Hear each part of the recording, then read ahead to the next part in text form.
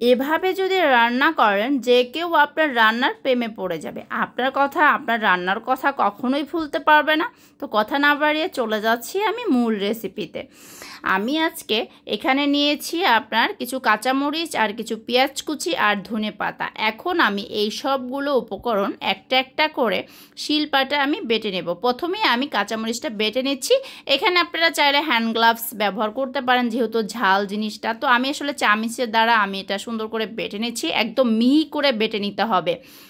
আমার কাঁচামরিচ বাটা হয়ে গেছে। এই পর্যায়ে আমি ধনেপাতাগুলো বেটে নেব। ধনেপাতা একদম মিহি করে বাটতে হবে। তো আমি শিলপাটা এগুলো বেটে নিচ্ছি। অবশ্যই আমার এই রান্নার রেসিপিটা যদি সেম টু সেম ফলো করেন, অবশ্যই আমার মতো এরকম শিলপাটা এই উপকরণগুলো বেটে নিতে হবে। তারপরে আমি এখানে নিয়ে নিচ্ছি আপনার পেঁয়াজ কুচিগুলো আমি সুন্দর মতো আপনার শিলপাটা বেটে নেব। ব্লেন্ডারের চেয়ে আসলে শিলপাটা বাটলে আসলে টেস্টটা একদম ডিফারেন্ট আসে। তো আমার পেঁয়াজ বাটা হয়ে গেছে। আমি 3টা উপকরণ কিন্তু একসাথে এখন মিক্স করে নিব ভালো করে। তারপরে আমি চলে যাচ্ছি পরবর্তী স্টেপে। এখানে আমি নিয়েছি কাঁকড়া। এই যে দেখতে পাচ্ছেন। যাই হোক, আমার আগে থেকে আসলে এটাকে ধুয়ে পরিষ্কার করে রাখা ছিল, তো আমি বের করে নিয়েছি ফ্রিজ থেকে। তো আমি এই যে পাগুলো আছে না, বড় বড় পাগুলো, এগুলো আসলে আস্তে আস্তে এভাবে আসলে রান্না করা যাবে না, তাহলে ভিতরে মশলা যাবে না। তো আমি শিলপাটায় একটু আসলে ভেঙে নিচ্ছি হালকা, হালকা এভাবে একটু ভেঙে নেবেন প্রত্যেকটা।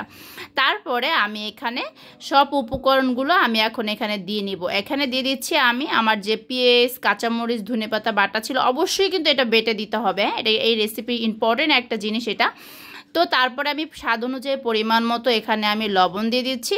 আর চা চামচের আপনার 1.5 চামচ আদা রসুন বাটা দিয়ে দিচ্ছি। আপনারা আপনাদের পরিমাণ মতো কম বেশি বাড়িয়ে নিতে পারেন। দিয়ে দিচ্ছি আপনার দারচিনির গুঁড়া। তারপরে আমি এখানে দিয়ে দিচ্ছি ধনিয়ার গুঁড়া, ঠিক আছে, ধনিয়ার গুঁড়া দিয়ে দিচ্ছি। তারপরে আমি এখানে দিব আপনার মরিচের গুঁড়া। তারপরে এখানে দিয়ে দিচ্ছি আপনার হলুদের গুঁড়া। আমি হলুদের গুঁড়া দিচ্ছি। আমি আবারও বলছি, আপনারা পরিমাণ মতো বুঝে দিবেন, ঠিক আছে, পরিমাণ বেশি হলে একটু বেশি দেবেন। তারপরে দিয়ে দিচ্ছি আপনার টালা জিরার গুঁড়াটা অবশ্যই দিতে হবে। আর একটা জিনিস আসলে না দিলেই না, এখানে কিন্তু মূল রেসিপির একটা ইম্পর্টেন্ট একটা পয়েন্ট, এই যে সরিষার তেল। অবশ্যই এই রান্নাটায় আপনাকে দিতে হবে সরিষার তেল। আমি এখন সরিষার তেলটা দিয়ে দিলাম। তারপরে আলতোভাবে সুন্দর করে একটু টাইম নিয়ে আপনার এই যে দেখতে পাচ্ছেন আমি কিভাবে মাখাচ্ছি, এভাবে সুন্দর করে মাখিয়ে নিতে হবে হাতের সাহায্যে। কেমন লাগছে আমার কাছে কিন্তু এখানে আসলে এত সুন্দর সব উপকরণ মিক্স করার সময় এত সুন্দর একটা ঘ্রাণ আসতেছিল, মানে মাথায় নষ্ট। তো আমি এরপরে ঢাকনা দিয়ে এটাকে আপনার 20 মিনিটের জন্য রেস্টে রেখে দিব। 20 মিনিটের জন্য আমি রেস্টে রেখে দিয়েছি, ঠিক আছে। তারপরে 20 মিনিট পরে আমি চলে আসলাম। অবশ্যই রেস্টে রাখতে হবে, ঠিক আছে। 20 মিনিট পরে আমি চলে আসলাম। এখন আমি এখানে একটা ছোট একটা কাপের 1 কাপ পরিমাণ পানি আমি এখানে দিয়ে দিব। পানিটা একটু বুঝে শুনে দিতে হবে আপনার। দিয়ে দিলাম। তারপরে আমি এখানে একটু নেড়ে চেড়ে মিক্স করে নিয়েছি।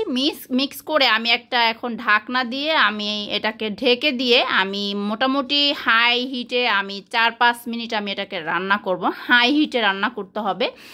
এই যে আমি 4-5 মিনিট পরে চলে আসছি। এই যে দেখছেন এই পর্যায়ে, ঠিক আছে, একটু নেড়ে চেড়ে দিবেন। আপনি চাইলে এর আগেও একটা ঢাকনা উঠায় নাড়াচাড়া করে দিতে পারেন। তো যাই হোক, আমি 4-5 মিনিট পরে একটু নাড়াচাড়া করে দিয়েছি।